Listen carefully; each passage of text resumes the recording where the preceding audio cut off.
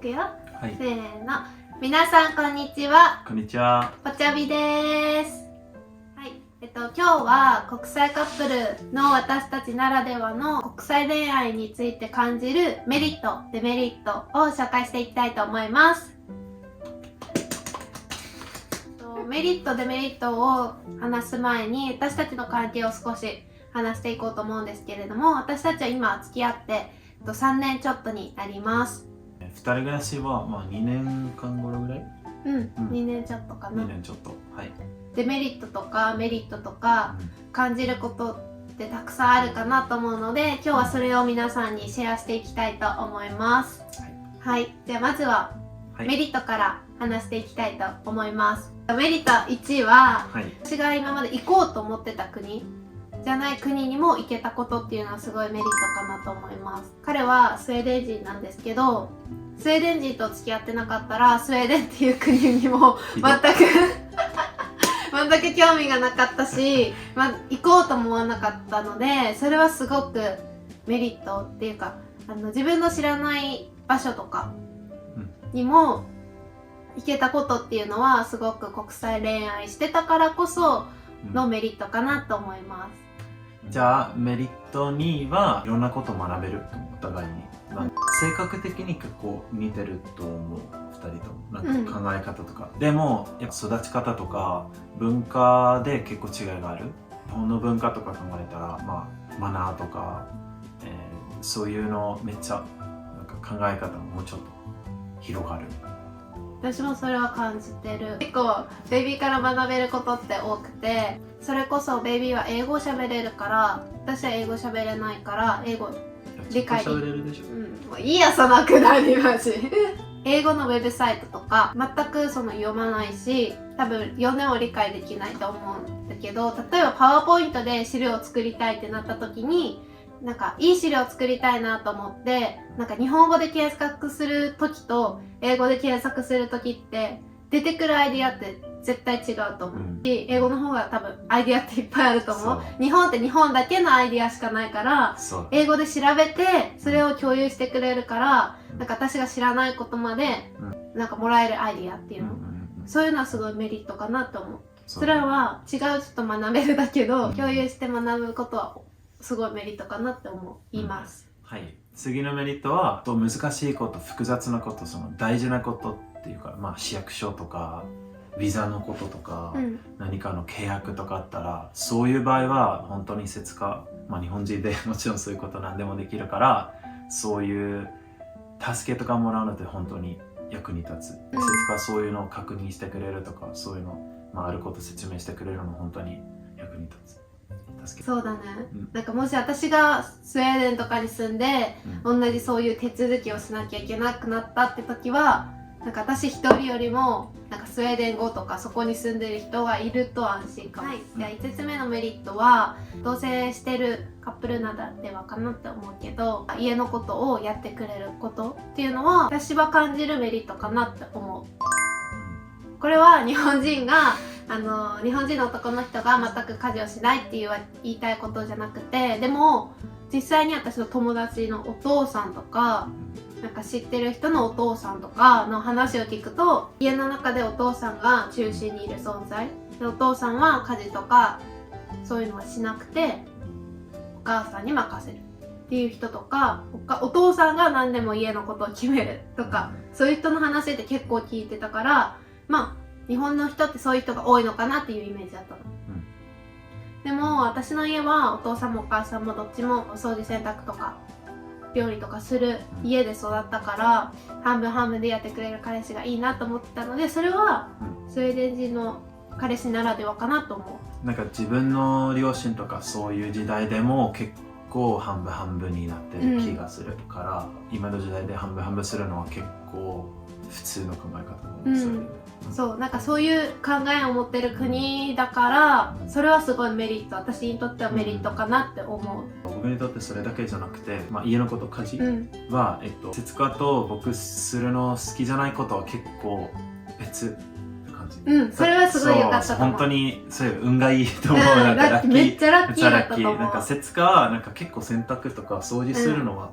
結構なんかまあ家事の中で好き。僕の場合はまあ料理を作るとかお皿洗いとかそういうのをするの結構好きだから、多分まあお皿洗いのちょっとストレス解消になるから、かる。ちょうどいつも半分半分になるかどうかわかんないけど、お互い好きなことある、なんか別の好きなことあるの本当にラッキーだと思う。すごいラッキーだったし、だから多分家事分別とかもちゃんとできてるし、生活しやすいなって私は思うかな。国際カップルならではかわかんないけど、私は感じてるメリットです。じゃあ次は国際恋愛ならではのデメリットを紹介していきます。はい、1から100までいきます。デメリットは4つにまとめました。デメリット1は、まあ、日本に住んでて家族みんなスウェーデンに住んでるからそんなに会えないこと。まあ本当に計画しなきゃいけない。あと日本の普通の会社だと休みとかはもうちょっと少ないから年に1回とかしか行けないとかって考えると、まあちょっと残念だな、なんかその距離って感じる。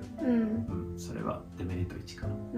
そうだね、それなかなか家族に会えないのはすごい国際カップルならではのデメリットになるかなと思う。多分他の国際カップルの中で感じる人結構多い。結構いると思う。じゃあデメリット2つ目はちょっと今1つ目と似てるんですけど、将来の不安っていうのはすごい感じやすいかな。私個人的にはすごい感じていて、それはデメリットかなと思う。似てる話でいくと、どっかに移住するってなった時にあんまり会えなくなるかなとか、それはすごい不安。それは国際カップルならではの将来の不安っていうのはあるかな。それこそ移住した時に仕事どうするとか、なんか日本で積んだキャリアはそのまま同じキャリアとしてできるのかとか、そういう不安もあるし、楽しみもある。めっちゃなんかじゃあもしスウェーデンに住んだらどういう生活を送れるかなとか、なんかめっちゃ家も広いし、東京に住むよりも、将来なんか子育てとか考えた時も日本よりも制度とかはもうだいぶ高いと思うから、そこはすごいなんか楽しみだしいい環境だなって思う。なんか将来の不安が日本人と一緒にいるよりも不安はもっと大きくなるかなっていうのはデメリットかなと思います。ちょっと心配するのは本当に節かここで住めることかどうかとか、そういうのももちろん自分で感じる。なんか、大丈夫なのみたいな。自分も住んだことあるから大丈夫。だからその代わりに私がめっちゃじゃあ好きな国ね、例えばイタリアにずっと前から住みたいって思ってたなら、自分で行って、嫌なことがあってもじゃあ自分の好きな国だから、まあ大丈夫って感じで終わると思う。でも今までは知らなかった国に住むってなると、やっぱそれは違ってくるかなって思う。これはデメリット2つ目です。じゃあデメリット3つ目に行きます。じゃあデメリットの3つ目は、コミュニケーションの壁です。日本語はまあ普通に話せるけど、たまにもコミュニケーションの問題とか壁とかはある。私が前に投稿したモーニングルーティンの動画では、私自身は本当にコミュニケーションの壁とか言語の壁とかを感じてなくて、でそういうのも全くありませんっていう風に書いたんだけど、この動画を作るってなった時にお互いに何話すってなった時にベイビーはその話をした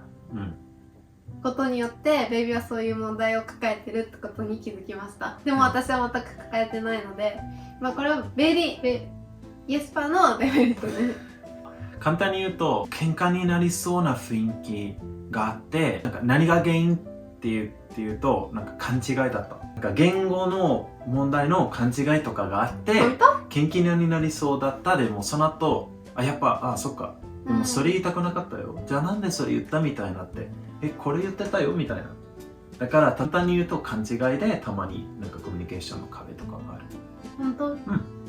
あるよ。私は全く気づいてないです。気づいてないっていうか、ごめんね、もっと気づくね。よくなんか国際カップルのデメリットとかチャレンジしないといけない部分っていうのによくコミュニケーションとか言語の壁っていうのが上がってるけど、多分ベビーもそういうの感じてるらしいです。コミュニケーションとか言語の問題じゃなくて、マジちょっと空気読んでほしいなっていう時はある。なんか最近めっちゃ感じるようになって、気づかなかったかなかったかわかんないけど、なんか最近めっちゃ感じるのは、ニュースパはすごく話すのが好きだから、私の家族とベイビーと一緒にご飯とか、一緒にいる時に感じるのは、その相手が喋ってるのにベビーは違うことを話し出すとか。本当？本当にあるよ。かな日本人だったらかもしれないけど、相手が喋ってるからその人の話聞いてあげようとか、そこで違う話をしないでおこうとかなるかもしれないんだけど、ベビーはなんか聞こえないのかわかんないけど違う話をいきなりしだすの。最後いつあったの？昨日とか普通にご飯みんなで食べてる時に、何やったの？なんかパパが話してることに対して、うんベビーは全く違うことを話してたり。結構そうするの好きじゃないよ。だから、でも日本語の話で特になんか家族でみんな結構早口でしょ。ある時はなんかいつそのテーマなんかいいタイミングが見つけれない。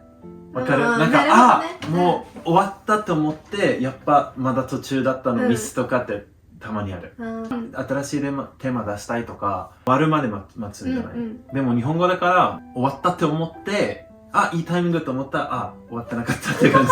ミス失敗。そうだね。なんかそれは難しいのかなって思った。なんか最近それはちょっとデメリットまではいかないけど、文化の違いっていうの、その育った環境の違いっていうか、